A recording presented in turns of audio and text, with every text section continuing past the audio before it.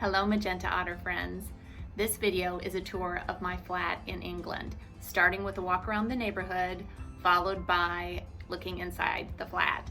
I would love it if you could comment on any questions you have. I'm going to try to point out differences between homes in Britain and the US, and would love to know what differences you see, things I might have missed, anything you have to comment on. If you haven't already, subscribe to my channel. Would love for you to subscribe and be sure to hit the little bell so that you can be alerted when new videos become available. I am going to show you around my neighborhood near my flat in Cheltenham because I love it. It's such a quiet neighborhood. The biggest noise is the birds chirping in the trees. That's what I hear in the morning and what I hear right now. So I'm going to show you around. One thing that I think is interesting is in the US, when we have a neighborhood where all the homes look very similar, they're usually new, and by new I mean built in the last 100 years, and they look kind of cookie cutter, and we think that's a bad thing. What I think is cool here is that there's consistency of architectural style, but it doesn't look cookie cutter. It just looks, I think, really beautiful. So the disadvantage of not having my otter half with me is that Ian is the architecture expert, and he could tell you what period all of the homes were built in. He's just going to have to comment on this video and set me straight if I say anything wrong. But Cheltenham is known for Regency style architecture, and these homes here in this part of the neighborhood, I think they're Regency, but maybe not. Most of the homes in the neighborhood are red brick Edwardian homes like this one. And I really love how there is consistency of style, but then they also have different detailing with the wood trim that I think is so pretty. You can see what I mean by there being a consistency of all of these red brick homes, but each of them have a little bit of variation. Down this side of the street, you can see the variation in the trim colors that the houses are painted. I think it's really cool. This home right here is noteworthy because it has a historical marker, like the blue plaques that you see around London all the time. And this has significance because it's the birthplace of Brian Jones, one of the founding members of the Rolling Stones. More Edwardian homes on this side. Some actually have some new construction, but they've tried to stay consistent with the architectural style. The reason there are car parks in front of most of these homes is because while they were originally built as single-family dwellings, most of them now have been split up into flats, so multiple people and families live in them. And finally, I just wanted to show you this cute red post box in the neighborhood. You can tell by the inscription on the front of it that it was installed during the reign of Edward VII. Welcome to our flat. You can tell from the jacket hanging on the coat tree that this is the home of a magenta otter. Down this hallway are the bedrooms, and over here behind door number 4 is a surprise that you have to wait until the end of the video to find out what's there. First, we'll take a look around the living room. A nice big TV, the nice tall 12-foot ceilings, the original marble fireplace, and the huge bay window that lets in a lot of light because of the high ceiling. We've got a comfy love seat, a nice big comfy couch, and through here we have the dining room table, which comfortably seats 8 people in front of our nice big bay window. Obviously, this is not an open concept floor plan like we're used to in the US, where the dining and living area is open to the kitchen, but it's very traditional in Britain and not unusual that you would have to walk through your living room to get to the dining area. And now for a peek in the master bedroom. There is a queen size bed, which is called king size in Britain, just to be confusing. We have a couple chest of drawers, 2 nightstands, which are called bedside tables in Britain. A sitting area with a sofa, another chest of drawers, and then probably the best feature of the room, in addition to just the fact it's large, are the huge windows and the 12-foot ceilings that allow in a lot of natural light. So that's my favorite thing about the room. It's also nice that we have kind of big built-in closets, which they call wardrobes. So it's kind of triple-sized closet space. And now for a room where there's a lot of differences, the bathroom, starting with the light switch. See this light switch on the wall outside the bathroom? That's because there really aren't light switches in bathrooms, nor are there outlets inside bathrooms because the voltage is twice as much as it is in the US, and well, water and outlets with lots of high power don't mix. So you're not going to plug in your hairdryer into an outlet in the bathroom. It's simply not done. But one thing that you will always find in a British bathroom pretty much is a towel rack, a heated towel rack.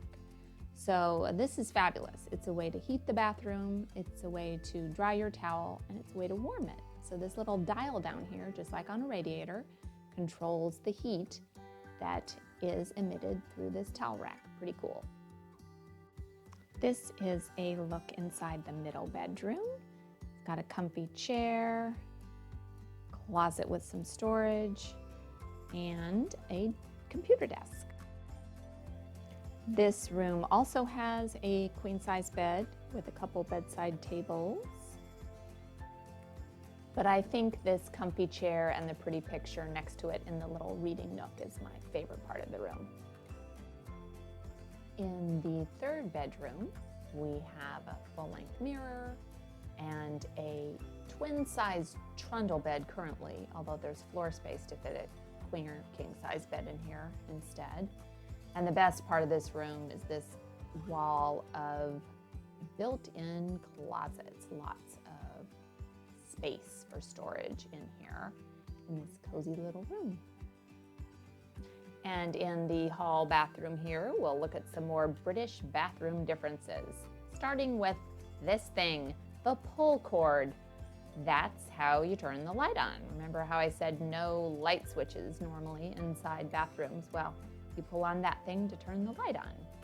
And this is the big shower that we have in here. No bathtub, but a nice large shower.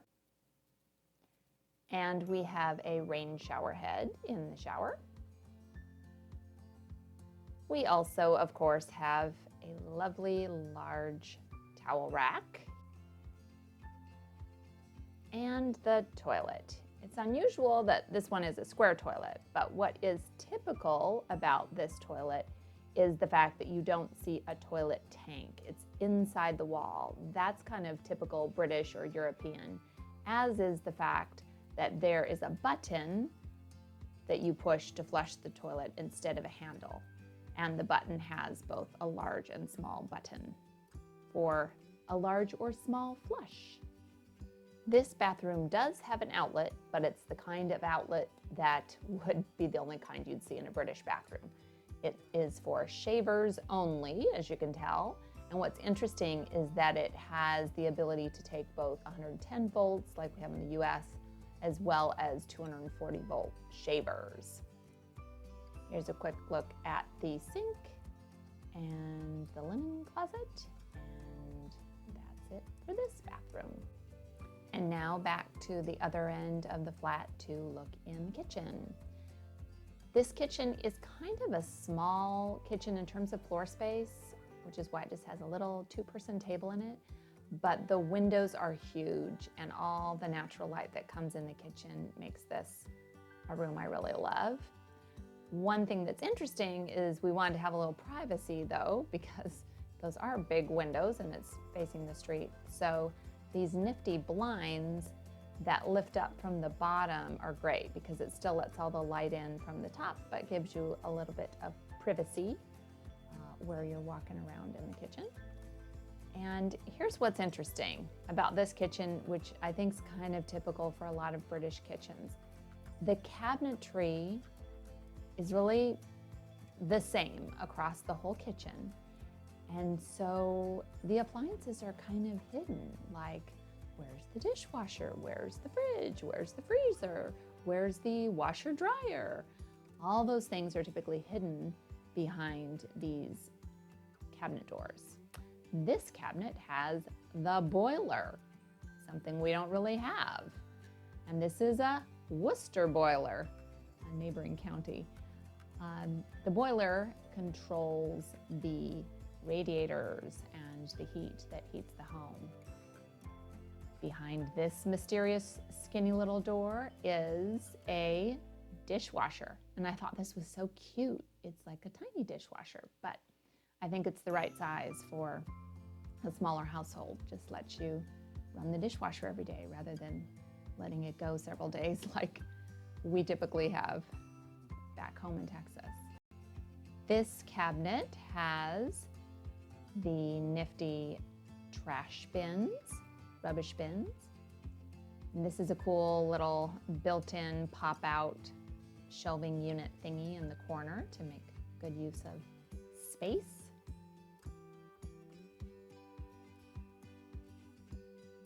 This is my lovely electric tea kettle. We know how I feel about tea kettles, love them. And toaster, another essential. Big cutting board, cooktop. Now, you might think that would be the fridge. It looks like it could be a fridge freezer, but nope, it's shelving. Lots of great storage, like built-in pantry. And on this wall, we have more awesome storage, and yes, that is a refrigerator. It looks like a refrigerator with a freezer on the bottom, but it is just a refrigerator. All refrigerator with some non-refrigerated storage space at the top.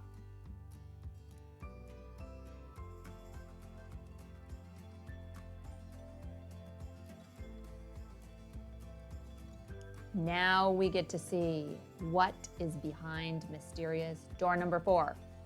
This used to be the 4th bedroom, but it was a pretty small bedroom, and the former owners did something super clever and they turned it into a utility room. Now this is a rare treat because most of the time the washing machine for washing your clothes is kept in the kitchen. This is a standalone freezer. So we didn't have a freezer in the kitchen, but we have this big upright freezer in the utility room.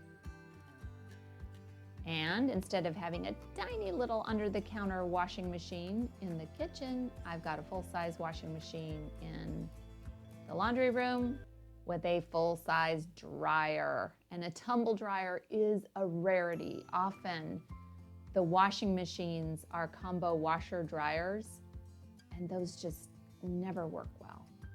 So I'm really glad to have a tumble dryer, even though, look at this nifty thing. It is a condenser dryer, which, because there's no outside venting to the building, this tank is what sucks all the water out of your clothes. And so after every load, you dump out the water that's come out of your wet clothes, which is why it's nice to have a handy-dandy sink in the utility room. This sweater drying rack is here on the top because British people, even though you might have a dryer, they still dry a lot of things on drying racks and on radiators. That is very typical. That concludes the flat tour. Thank you so much for watching. Don't forget to like this video if you liked it and leave me a comment. See you next time, and do something good in the world today.